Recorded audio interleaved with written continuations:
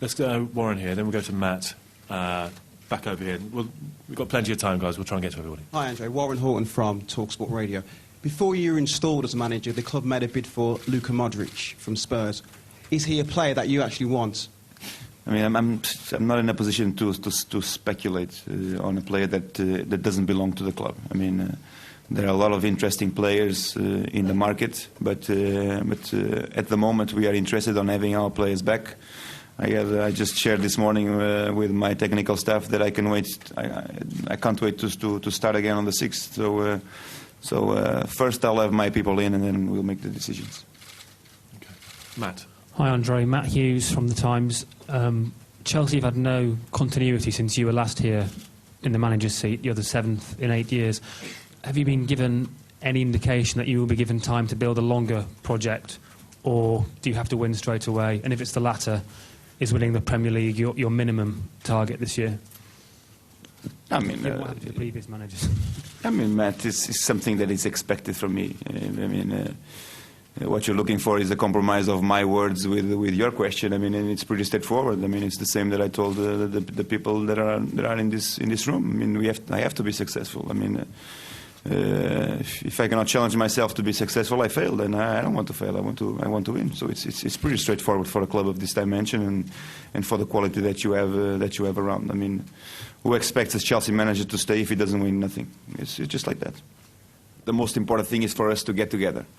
There must be a get-together feeling with everybody. It makes no sense for us to be in this business feeling frictions from certain amounts of fans or sectors.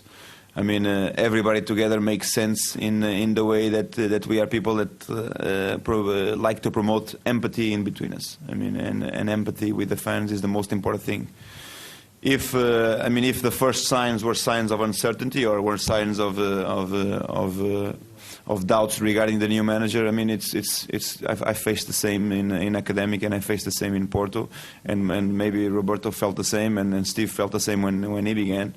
So nothing new on that. I mean, you just need to be able to respond to their expectations, and the fans' expectations is for you to be successful, and that's what we want to be.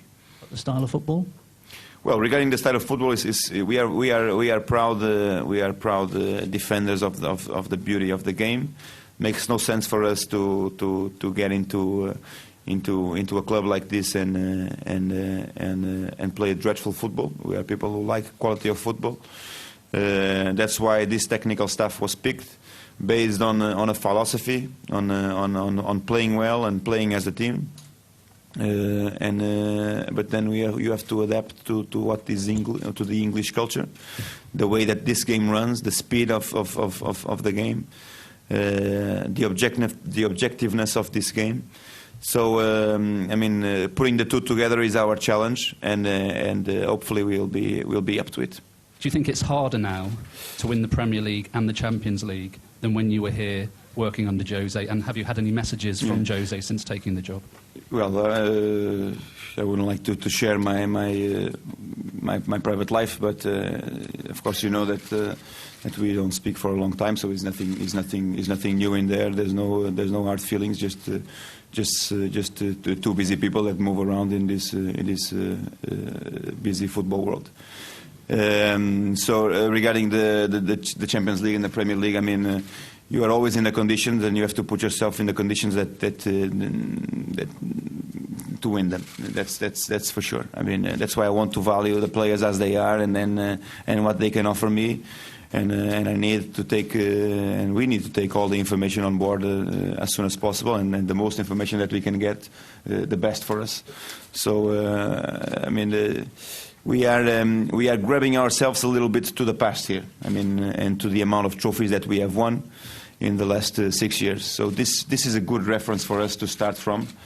Trying to push ourselves again this year will be a massive challenge, and I think the most important thing for us is to raise players' ambitions and players' motivations to be successful.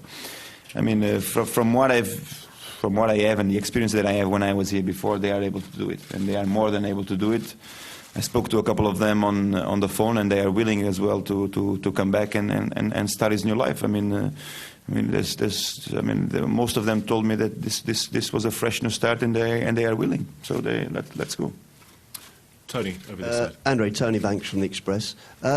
Last year, Chelsea finished second and faded in the Champions League, didn't compete as well. So quite clearly, the squad isn't quite good enough to challenge at the highest level. So therefore, changes will need to be made, won't they? I don't agree. I don't agree because in the end, there was, of course, in between, in the middle of the Premiership last season, Man United ran away a little bit from the others, and things look pretty difficult for the rest. But in the end, Chelsea had the opportunity to go to Old Trafford, and I mean, hadn't things gone that way, wouldn't they suffer the goal suddenly in the first minute?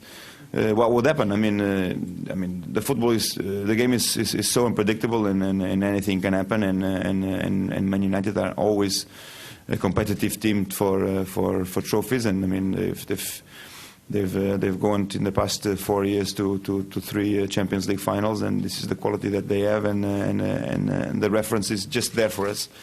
So I just don't agree that the team falls short of quality, because I think we are up there. I also agree that minor changes can be done, and we can put some input here and there in certain sectors. But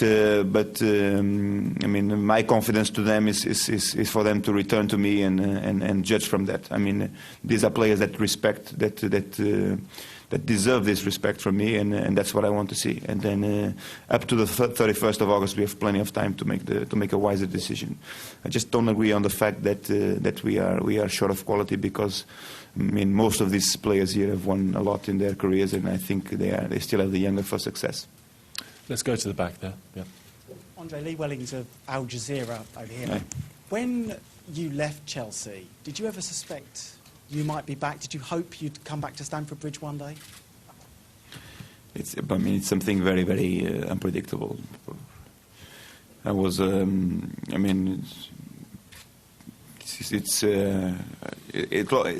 tend not to look back on my past because it looks pretty crazy.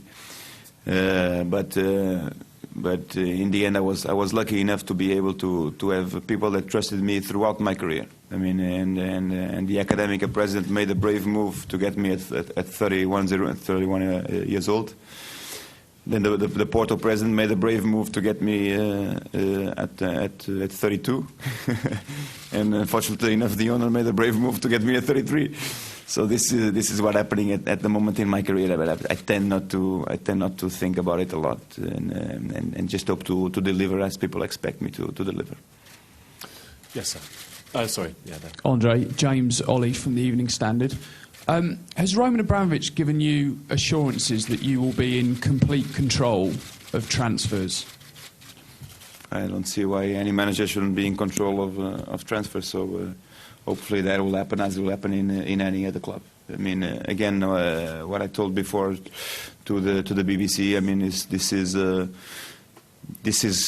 the reality of this club. I mean, we are able to go for the best in the market when we want, and we are able to find the best talent when we want. So this is an advantage that we have, and we just need to make wise decisions when we move. I mean, this is the club that everybody wants to play for. Everybody makes almost themselves available to come here. But let's judge on what we have first, and then make the decision. The market is there open till the 31st of August, and we just need to be able to move swiftly and bring the best quality players if we need to bring them or not. Okay, back row. Hi, Andre. What sort of challenge, Archie Rintar, LBC, what sort of challenge will Stoke City, West Brom and Norwich present to you in your first 3 games in the Premier League? Well, it's an awkward start. I mean, we go to Stoke, which of course had a very successful year last year.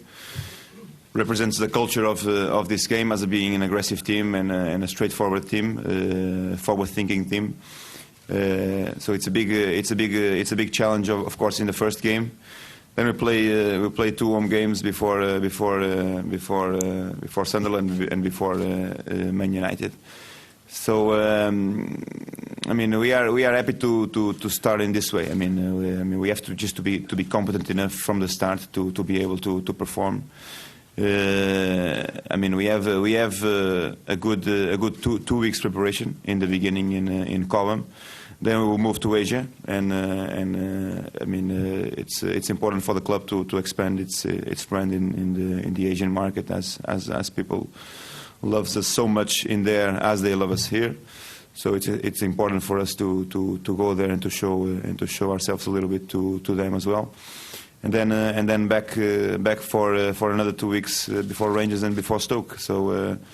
So this is I think we have a good enough time for preparation to be up to our standards at the Stoke game, and then we will progress from there, because we are people that we don't tend to treat pre-season differently than what we do in the season. So everything will be building up for the next coming game, and the next coming game is for us is going to be Wycombe Wanderers behind closed doors, unfortunately.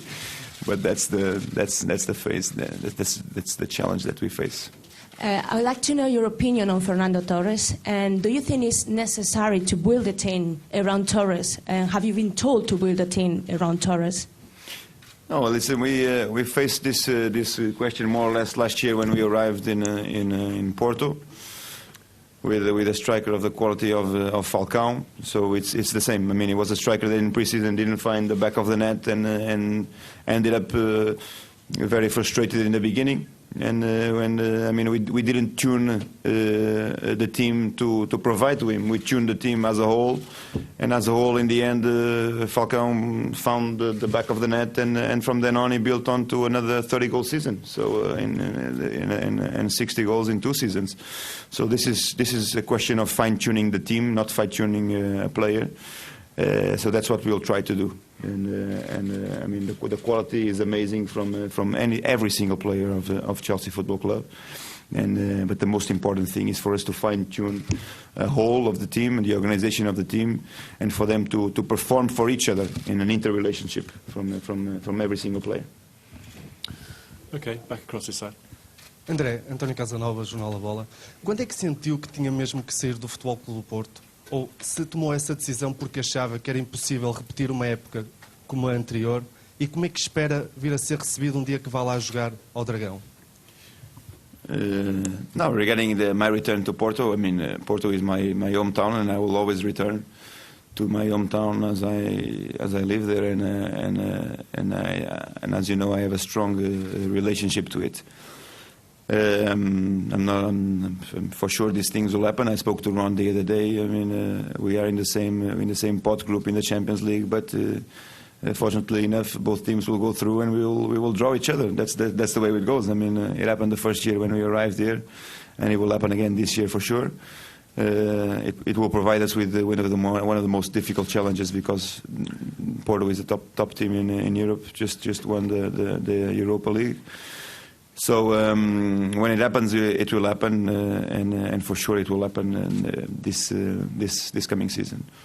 Regarding when I took my decision to depart, I mean, I spoke to my family, who were very, very reluctant to leave, and this was a question of individual challenge, and I wanted to take it. I mean, it's as easy as that. I'm not running away from the fear of having another successful year in Porto, because for sure the compromise of that club is to be successful. It's the same as this club. If you're not successful, it's end of story. And that's what I felt. I mean, I felt a bigger challenge within me, and I took the job. It's just as I told you before. So I took it mainly based on the challenge of challenging myself and my players and my technical staff.